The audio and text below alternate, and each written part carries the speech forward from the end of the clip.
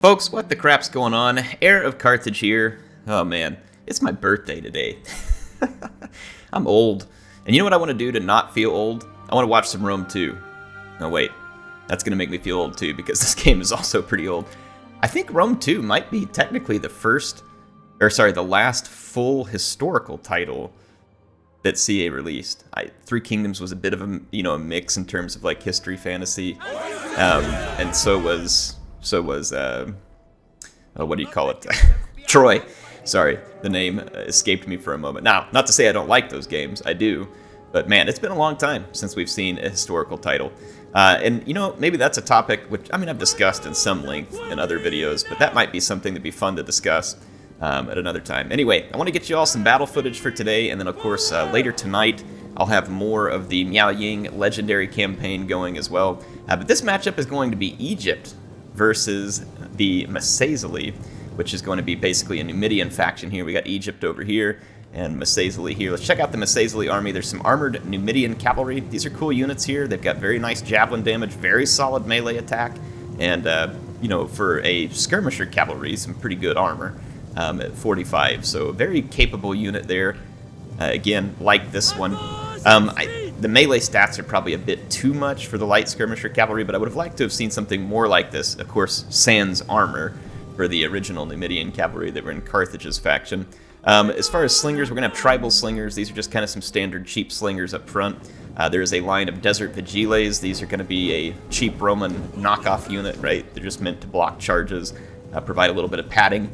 We're then going to have desert legionaries in the back. Again, these are also knockoff Roman infantry.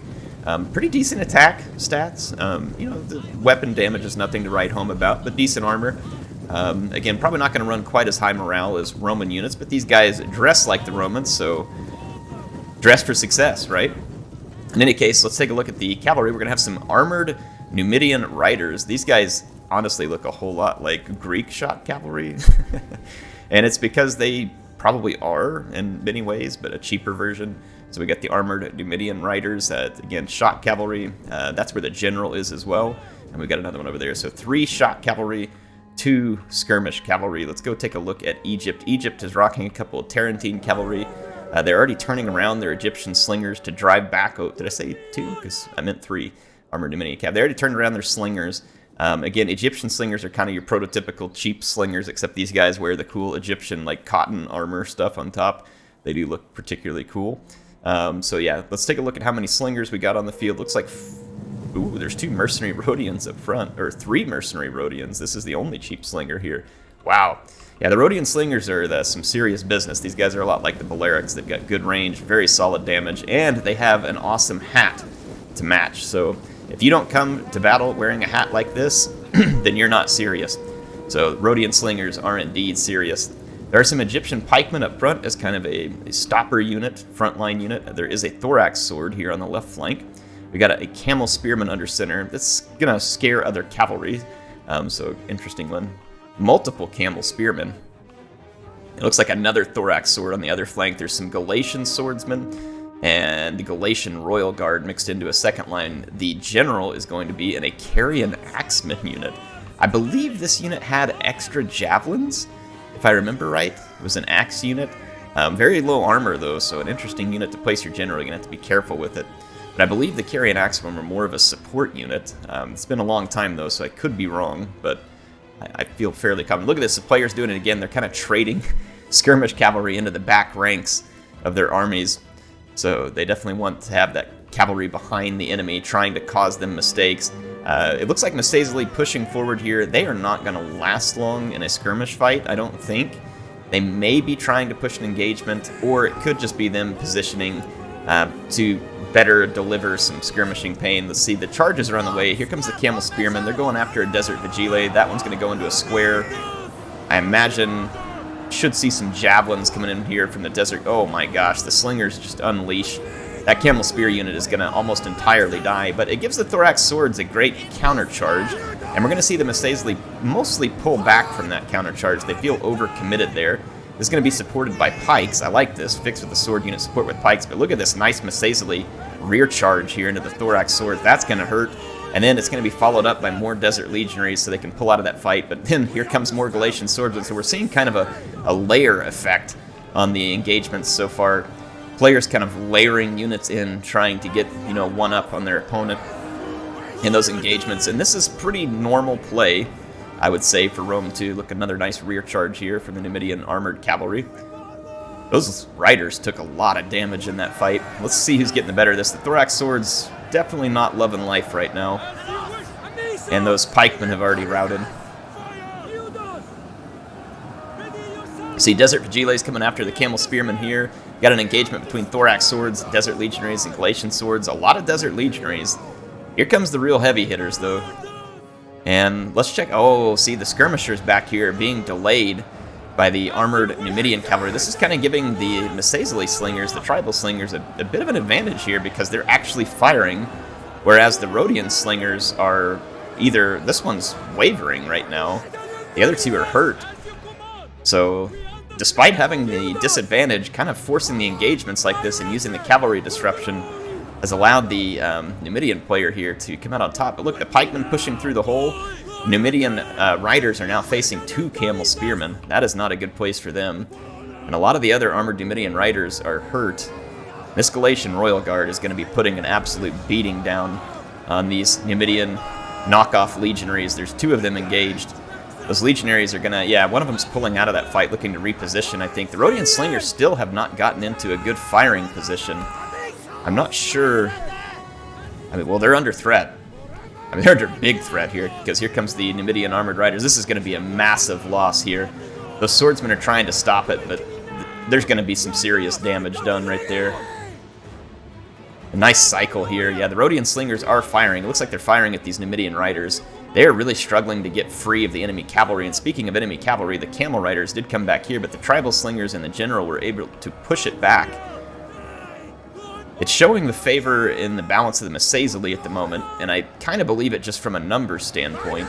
These Galatian Royal Guard, though, they're going to need to be rear charged if the Mesazeli want to win this. You can see their units already kind of wavering here. That rear charge is really important there on that Galatian Royal Guard, because those Royal Guard are absolutely spanking these units in melee, but I just don't think there's enough of Egypt left at this point. And the Carian Axeman General, I never really saw exactly what happened to it, but it clearly went down as well, probably fending off cavalry. This is going to be a real clean victory for Mesazeli in this case. So let's go take a look at the end screen and then maybe talk a little bit about what happened here for Egypt. Some of the struggles for Egypt is that they have a lot of really weak infantry units. However, many of those units are cheap and kind of depending on how you use them could have a potentially large impact on how it goes down the line. A couple of Tarentine cavalry, some camel spears. Camel spears are pretty light cavalry. To me, they're like a nice support unit when it comes into a fight against other cavalry. Now, of course, this is me speaking as someone who's definitely out of practice in Rome 2 multiplayer, so take it for what it's worth, because my guess is if you put me up in a battle against Char right now, Char is probably going to char me quite thoroughly. But in any case, take a look at the matchup here between Hunter and Char again. Yeah, the Carian Axeman General just didn't get much done. I'm guessing probably got engaged by cavalry in an unfavorable manner.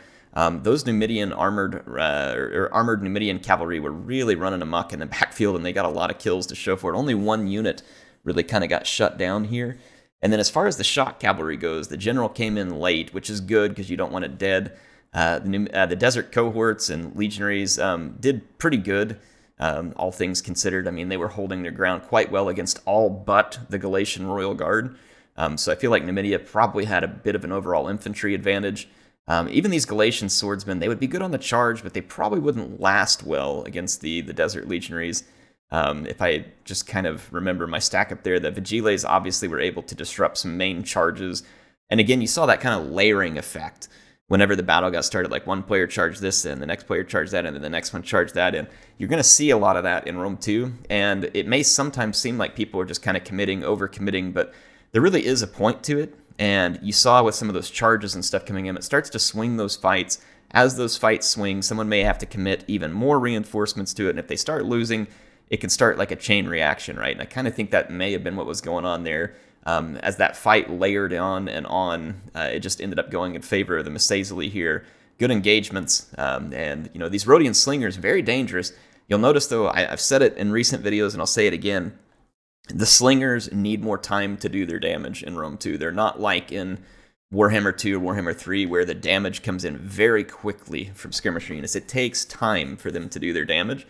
And so rushing the engagement here for the Masazli ended up being a good deal. It actually gave their Slingers more time to fire. I missed this heavy Numidian skirmisher, by the way. So that's also a cool hybrid unit that got some very nice kills here, apparently. So yeah, you have to give them time. And so in this case, by rushing the engagement, harassing the back lines with these armored Numidian cavalry, it really relegated these Rhodian Slingers to mediocrity here without a choice to char, right? He didn't have a lot of choice. He had to defend them and take on the incoming attack, and it just didn't end up working out well here. But I mean, those Rhodian Slingers could have laid waste to a lot of this army had the Masazli not done something about them early. So these were definitely a key damage-dealing component of the Egyptian army that did not get to do exactly what they wanted to. If we look at the damage dealers, it's really these Rhodian Slingers and the Galatian Royal Guard. That's the damage-dealing component of this army in terms of heavy damage, and they just weren't able to get the job done. You can see, though, that had their morale and army been able to hold up, because again, look, these units are mostly still alive. These Galatian Royal Guard were absolutely crapping on the Masazli infantry, but when you've lost most of the rest of the army, the losses kick in and they just can't hold it together. But in any case, fun game between Hunter and Char. Appreciate this one being sent in. This was actually sent in to Soul, and so it was one of his community replays. Folks, I've got a ton more replays in my email, and I'm looking forward to looking at all of them. I've got multiple people sending me replays now, and I've had even more people ask me in the comments how to do so. If you want to send me a replay, you can send it to airtotalwar@gmail.com. That's a totally fine place to send it. Feel free to jump in there and send me a replay. I'd love to take a look at them. My viewers are enjoying it. I'm enjoying it. So for the foreseeable future, I'd love to keep these going. But anyway, appreciate those who are supporting in that manner. Hope you all have a great day. I'm going to go be an old man now and enjoy my birthday, and I will see you all later.